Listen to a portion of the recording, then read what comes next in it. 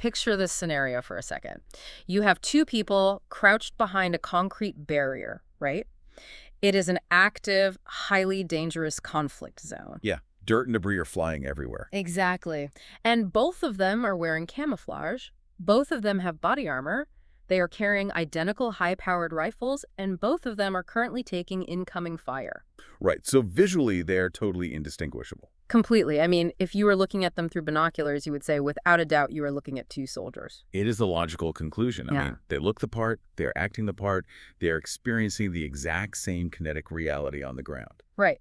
But then you zoom in on the paperwork. The person on the left is a 22-year-old Marine. He makes roughly $40,000 a year, and he operates under the incredibly strict rules of the Uniform Code of Military Justice. And he fights for a flag. Yeah, exactly. If he disobeys a direct order, he goes to federal prison. Yeah. But the person on the right is a 45-year-old private contractor. He makes, pushing $200,000 a year. He operates under a corporate handbook. Right, he ultimately answers to a board of directors. Yeah, and if he quits in the middle of a firefight, he might just face, well, a breach of contract lawsuit. To the enemy shooting at them, they are the exact same. But to the law, to society, to history, they are entirely different species. And that discrepancy, that gap, is really tearing at the very fabric of how we understand modern warfare today. So welcome to today's deep dive. We are thrilled you are here with us. Today we are tackling a question that seems super simple on the surface, but it just unravels completely the second you pull the thread. Basically, can one be a soldier without actually being in an army? It is arguably one of the most pressing, tangled, and consequential questions of the 21st century. Because, well, the scenario you just described isn't hypothetical at all. It is the daily reality in conflict zones across the globe right now. It really is. And to get to the bottom of this, we have a fascinating stack of material today. We are going to examine the mechanics of warfare from every conceivable angle.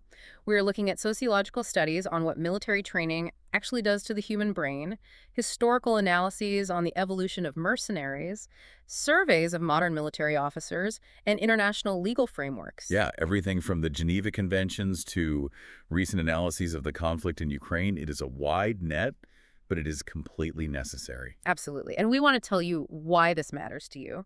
We are living in an era where the lines between sovereign state militaries and private for-profit corporations aren't just blurring anymore.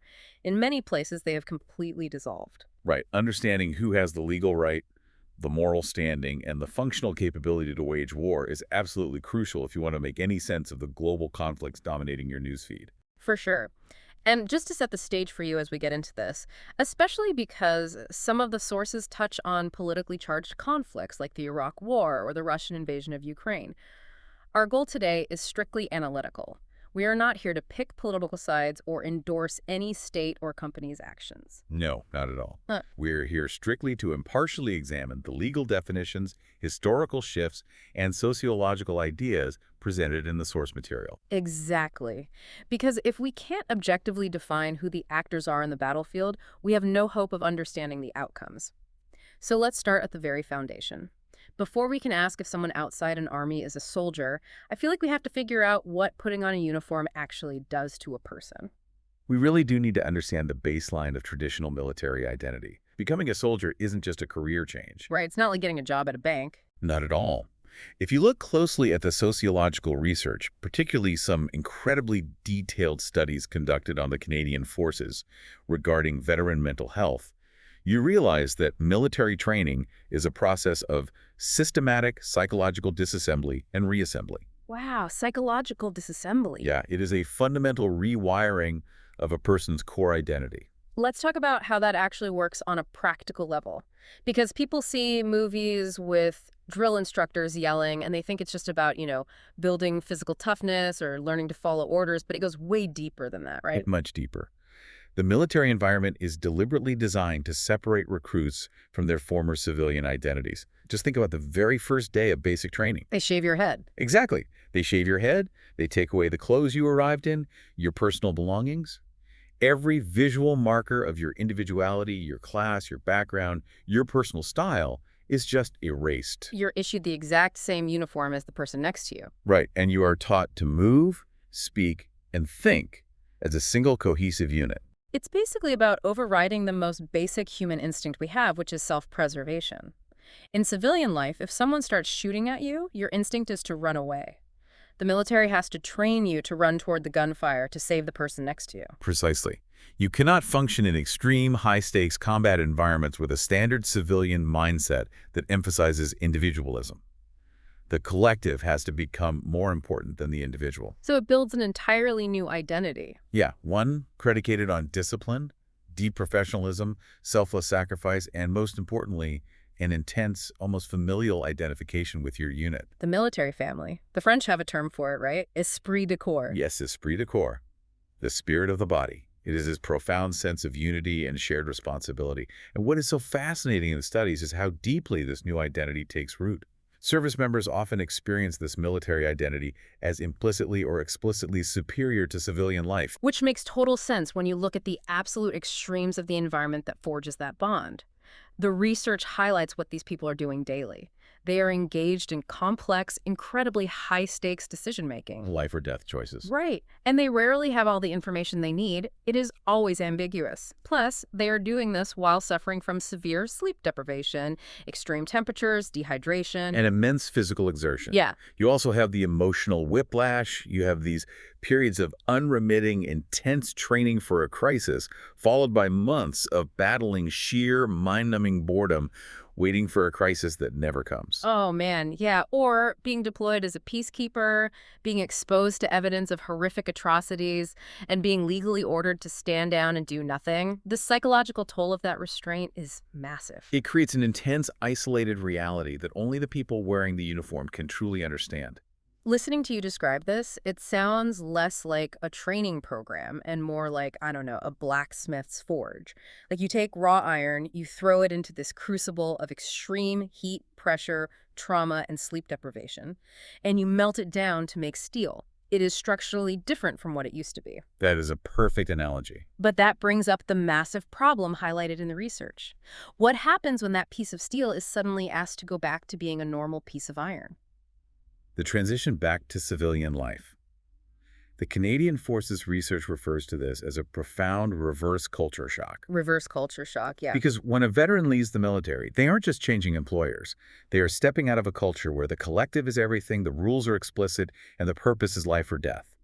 And they are stepping into a civilian culture where individualism reigns supreme, ambiguity is everywhere, and the stakes feel, frankly, incredibly trivial. Imagine going from coordinating medevac helicopters under enemy fire to sitting in a corporate office where the biggest crisis is that someone left the coffee pot empty. The dissonance is deafening. It is deeply isolating. And you can see how complicated this identity shift is just by looking at the terminology we use. The words themselves are messy. Oh, really? How so? Well, in Canada, for instance, legally, anyone who has completed basic training and served a single day is classified as a veteran.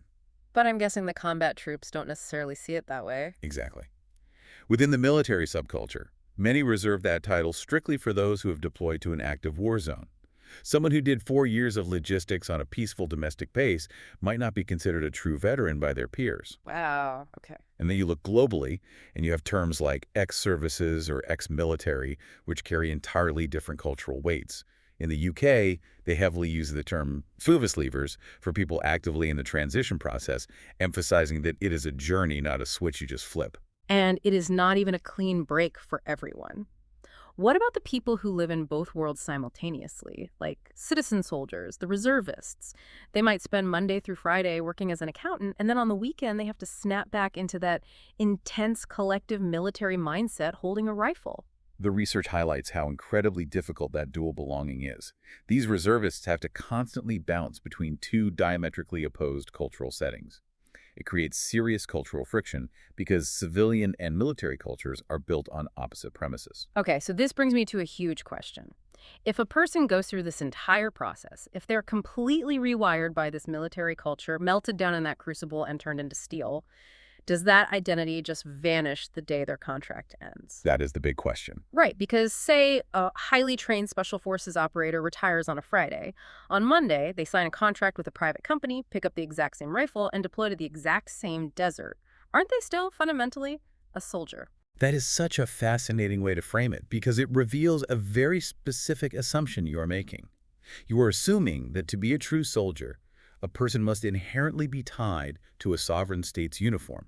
You are assuming the state has a natural monopoly on soldiers.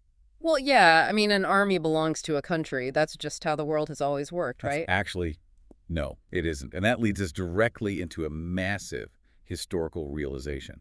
If we look at the work of political scientist Deborah Avant, her research reveals that the idea of the citizen army, the idea that a state should only fight wars using its own citizens, is actually a relatively recent 19th century invention. Wait, really? So what was the norm before the 19th century? For centuries prior, mercenaries were simply the standard operating procedure. It was entirely common, practical, and accepted for kings and rulers to hire foreigners to fight their wars. So if I am a king in the 1700s, I wouldn't primarily rely on my own peasants to fight. I would just hire a bunch of professional fighters from a neighboring country. Absolutely. Think about the Hessians during the American Revolution. The British Crown didn't bat an eye at hiring 30,000 German soldiers to go fight in North America. Oh, wow. That's right. It wasn't considered shameful or a legal loophole. It was just how you conducted statecraft. You needed violence managed, so you hired professionals. So why on earth did that change? If it was a functional system, why did the globe suddenly decide in the 19th century that citizen armies were the only legitimate way to fight? There are two main functional theories for this massive shift: the realist view and the sociological view. Let's look at the realist perspective first, which is entirely about material demands and the changing scale of warfare. Okay, meaning just the raw numbers of it all. Exactly. As we moved into the late 18th and 19th centuries, populations were booming and territorial ambitions were expanding. Military leaders realized that if you wanted to hold massive amounts of territory, a small band of 20,000 paid mercenaries simply wasn't going to cut it anymore. You needed massive armies. Right. You needed hundreds of thousands of men, and the only way to get those numbers and get them to fight fiercely was to tap into your own population. You literally couldn't afford to buy an army that big. You had to draft them. But you mentioned a sociological view, too. And this one fascinates me because this gets into the psychology of why a citizen would agree to go fight. Yes, this is where Enlightenment ideas completely rewrite the rules of human society. Think about philosophers like Rousseau and the concept of the social contract. Before the Enlightenment, sovereignty rested entirely in the monarch. The king owned the country. So if you fought, you were fighting for the king's property. Right, which isn't exactly a great motivator if you are a starving farmer. Like, go die so the king can have another palace. But the Enlightenment flips that upside down. Yeah. It proposes that sovereignty actually rests in the people. And if the citizens are the true sovereigns of the nation, then the defense of that nation is no longer just a job you get paid for. It is a fundamental moral and civic obligation linked with citizenship. This is the French Revolution, right? Mass conscription. They essentially told the population, you aren't fighting for a king anymore. You are fighting for yourself. Exactly. The citizen soldier is born. You are a citizen acting out of patriotic duty. Okay, that sounds like a beautiful, inevitable evolution of democracy. But Avant's research throws a massive wrench into this romantic narrative, doesn't it? She points out that the citizen army wasn't necessarily the obvious, universally better choice tactically. Far from it. Avon points out that purely from a tactical and logistical standpoint, a small, highly professionalized mercenary army was still a vastly superior alternative for many states at the time. Why? Wouldn't a massive army of passionate citizens always beat guys doing it for money? Not at all. Technologically, controlling an army of more than 50,000 men in the early 1800s was an absolute nightmare. There were no radios. Supplying a massive horde of newly drafted peasants was almost impossible. Mercenary armies were smaller, better disciplined, easier to supply, and they actually knew military tactics. In fact, the officers themselves preferred the mercenaries, right? The text notes that military captains would often furlough their native citizen recruits and actively choose to keep their foreign mercenaries under arms. Because they literally believed the mercenaries were better, more reliable fighters. So we have a puzzle. If mercenaries were tactically superior, why did the massive, unwieldy citizen army become the universal standard that we still use today? And the answer to that puzzle comes down to one monumental disaster in 1806, the Prussian pivot. Oh, yes. The battles of Jena and Auerstadt set the scene for this because the history is amazing. It is 1806. Napoleon is marching across Europe with his massive revolutionary French citizen army, and he goes up against the Prussians, who are still relying on a much more traditional, quasi-mercenary, professional model. And Prussia gets absolutely unequivocally crushed by the French. Yeah. It is a state-shattering defeat. And the conventional wisdom, the story everyone told themselves, was that the French won because they had this incredible patriotic spirit. Therefore, the citizen army is clearly the superior model. That was the narrative. The Prussians panicked. They realized they needed to reform their entire military structure, and they decided to abandon their old model and adopt the French citizen army model. But I want to push back on this romantic myth because Avant's research completely dismantles it. When you look at the actual historical details, Prussia didn't lose because the French had better spirit. Prussia lost because the Prussian command structure was staggeringly incompetent. The historical details are indeed damning. It was a failure of command, not the military model. Exactly. Let's look at the facts. The Prussian commander, the Duke of Brunswick, was incredibly indecisive, and all the various Prussian princes demanded their own separate, independent commands. So the army was just a bunch of aristocrats bickering over who got to charge first. It destroyed their command and control structure entirely. And my absolute favorite detail, the Prussian king, Frederick William III, actually refused to use spies. Right, he thought it was beneath him. He genuinely believed espionage was too dirty for a gentleman. As a direct result, the Prussian army wandered onto the battlefield with literally no idea where the French forces were. It was a disaster of leadership and intelligence. It had almost nothing to do with whether a citizen soldier fights better than a professional mercenary. So are you telling me that the world abandoned mercenaries just because of a bad command structure in Prussia that accidentally made citizen armies the new trend? Essentially, yes. This is the concept of path dependency that Avant explains. Because Prussia eventually reformed into a citizen army and later became incredibly successful, their specific model became the accepted international common sense. Everyone wanted to copy the winner, even countries that didn't need to change. The research points out that Britain fought incredibly effectively using foreign mercenaries during the Peninsular War. But because of this path dependency, the pressure mounted, and by 1870, even Britain had officially outlawed foreign military recruitment. The anti-mercenary norm was officially born. The state claimed an absolute monopoly on soldiers. And it is wild to realize that this wasn't some universal law of nature. It was a historical construct born out of a bad battle strategy. Which brings us to today, where we are watching that construct unravel with the massive resurgence of private military companies, or PMCs. The rise of what military analysts call the fifth force. To understand the sheer scale of this, we need to look at the numbers from the Wikipedia source. By 2003, the private military sector was already a $100 billion a year industry. By 2008, there were roughly 200,000 private contractors operating in Iraq. And in Afghanistan, PMCs made up 69% of the Pentagon's total personnel. Let that sink in. Nearly 7 out of every 10 people keeping a U.S. base running in Afghanistan were private employees of corporations. It extends to the intelligence sector, too. A study from 2008 showed that private contractors made up 29% of the workforce within the U.S. intelligence community, but consumed 49% of the personnel budget due to their massive salaries. It is the gig economy of warfare. We have essentially Uberized the battlefield. And these contractors aren't just sitting behind desks.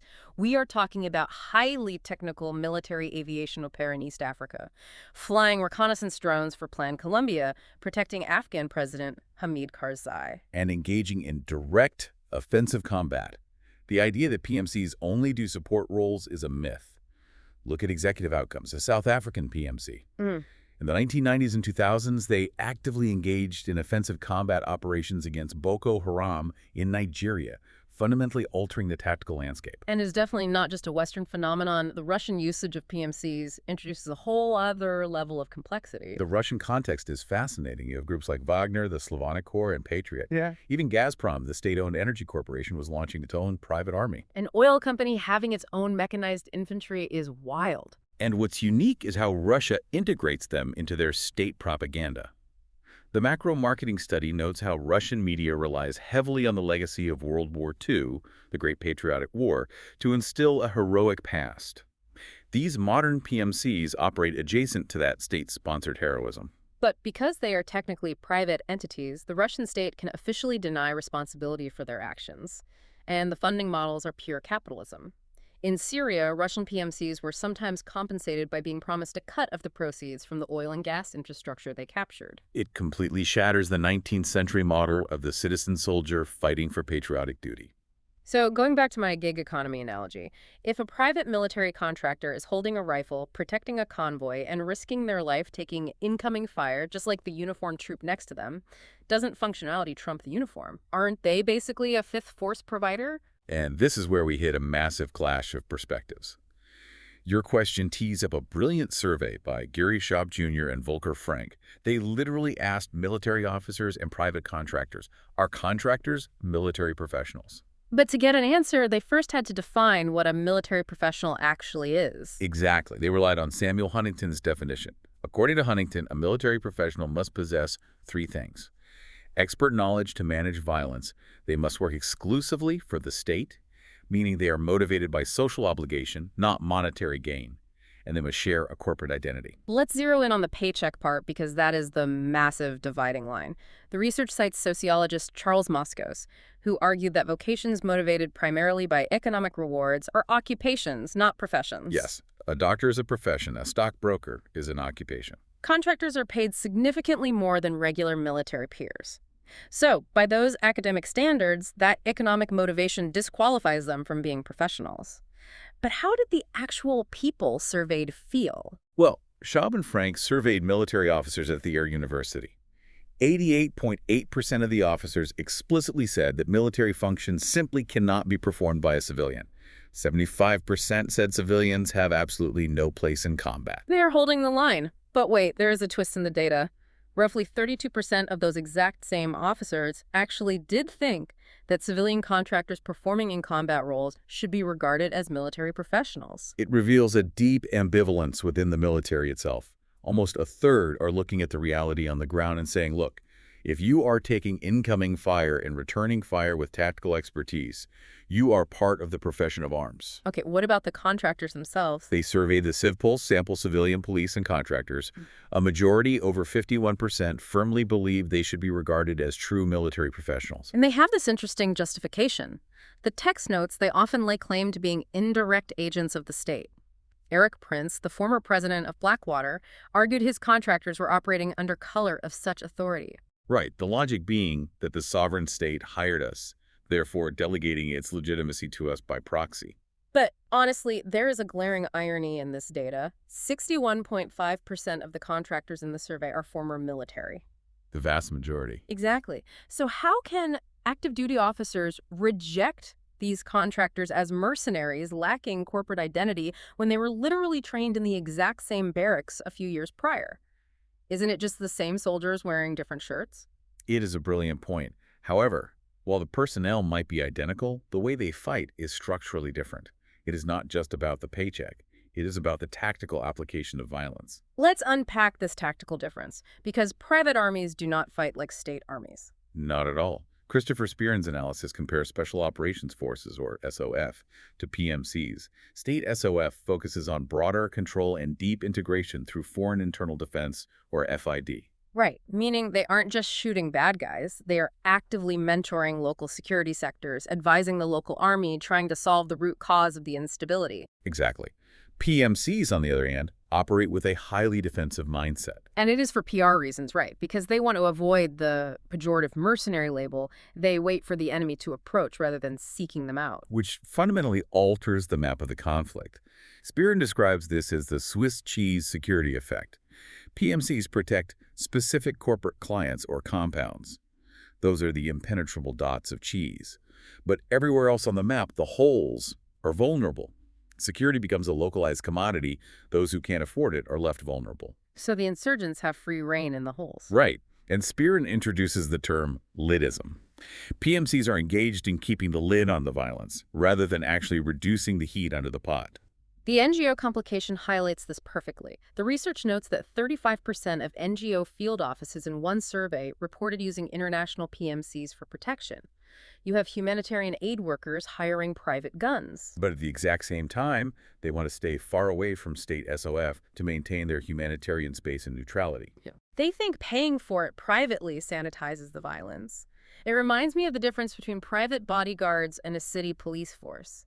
PMCs act like private bodyguards at a VIP club, protecting a tiny perimeter. A state military acts like city police, tasked with dismantling the local crime syndicate for everyone. That is a perfect analogy. So you have to ask, can a nation truly win a war if half its force is only incentivized to guard the door? It raises profound strategic questions.